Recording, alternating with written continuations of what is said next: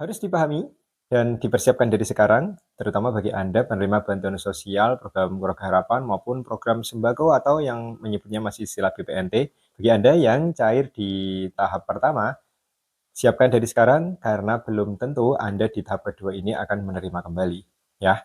Nah, Menteri Sosial Republik Indonesia, Bapak Syaifullah Yusuf telah mengumumkan secara resmi di laman Instagram Kementerian Sosial Republik Indonesia.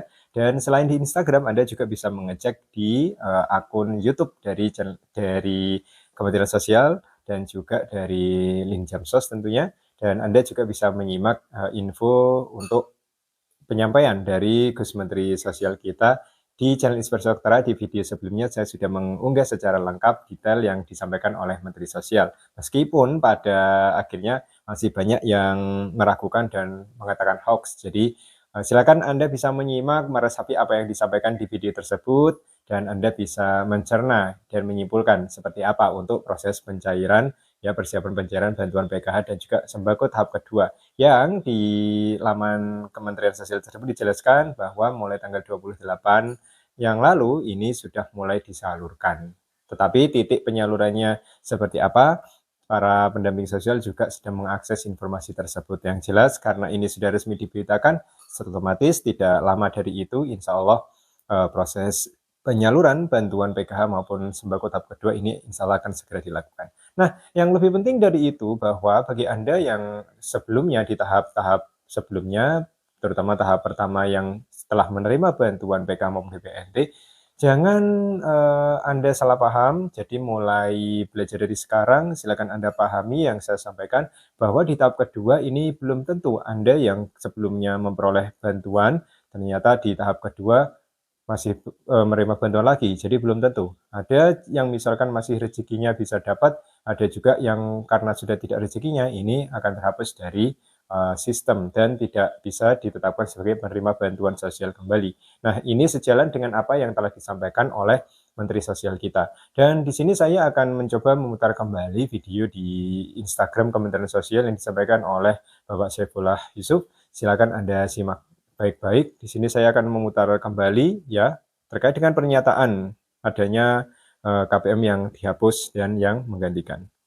Hasil pemutakhiran data yang telah dilakukan menunjukkan ada sekitar 1,8 juta KPM yang sebelumnya menerima bantuan sosial, selanjutnya tidak lagi layak menerima bantuan.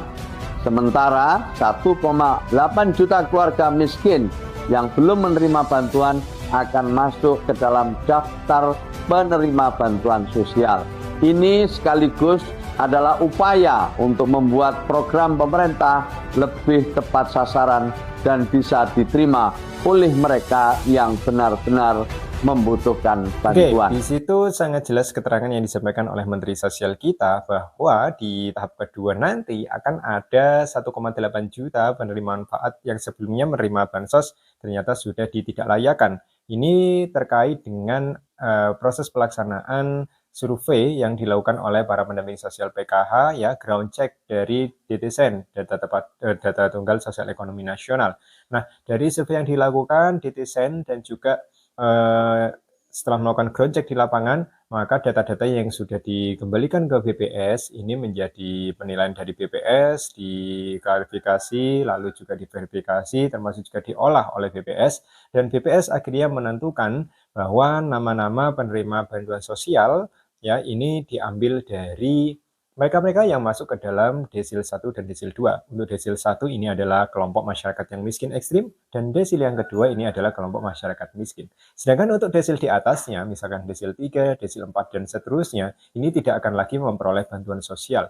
Bisa jadi 1,8 juta KPM yang terhapus dari sistem ini adalah mereka-mereka yang sudah tidak masuk lagi ke dalam desil 1 hingga desil 2, atau mereka yang sudah dinyatakan ada yang meninggal dunia, ada yang sudah tidak memiliki komponen, dan yang lain sebagainya. Nah, 1,8 juta KPM pengganti ini sudah disiapkan oleh Kementerian Sosial berdasarkan rekomendasi dari BPS, dan saya sudah menjelaskan bahwa BPS lah yang menentukan bahwa KPM yang masuk di desil 1, desil 2 ini yang layak menerima bansos. Jadi BPS yang mengolah dan BPS yang menentukan KPM mana yang layak untuk menerima bantuan sosial. Nah, Bagi Anda yang mungkin nantinya jika Anda masuk ke dalam 1,8 juta KPM yang telah terhapus oleh sistem, maka Anda sudah tidak rezekinya lagi, berarti Anda sudah tidak masuk ke dalam desil 12.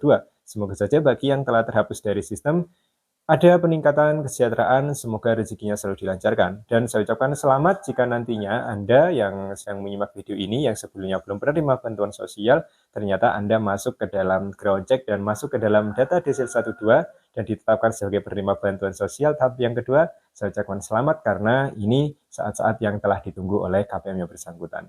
Nah, itu. Jadi jangan sampai salah dipahami, karena untuk sistem yang baru, untuk pelaksanaan bantuan sosial tahap kedua, baik itu PK dan juga sembako, ini benar-benar fresh ya sistemnya, dari yang sebelumnya DTKS telah diubah ke dalam DTSEN atau Data Tunggal Sosial Ekonomi Nasional. Sehingga ketika ada jadwal yang molor, kita harap maklum, karena penerapan data, basis data yang terbaru ini tentunya membutuhkan proses yang tidak singkat dan tidak sesederhana yang kita pikirkan tentunya.